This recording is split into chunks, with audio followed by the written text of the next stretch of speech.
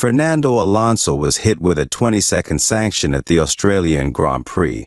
Johnny Herbert has candidly revealed he's been subjected to death threats after working on the stewarding panel that penalized Fernando Alonso at the Australian Grand Prix.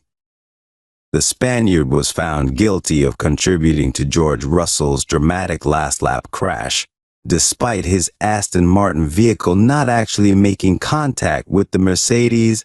That 42-year-old was deemed to have braked prematurely at a corner, derailing Russell as he tried to take evasive action.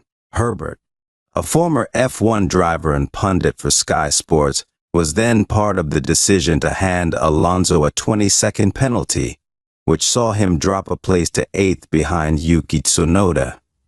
And Herbert, 59, has now opened up on the abuse he received following the race in Melbourne.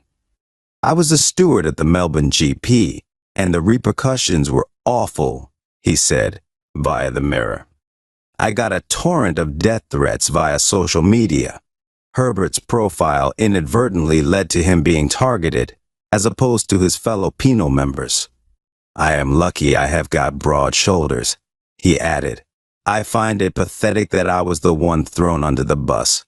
The three-time F1 race winner believes that fans of Alonso were also venting fury at him. That derives back to 2022, when the veteran confronted him while he was still working for Sky.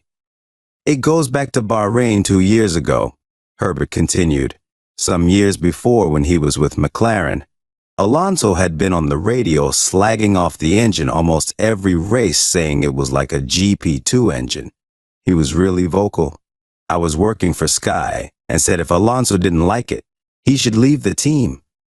I didn't say retire.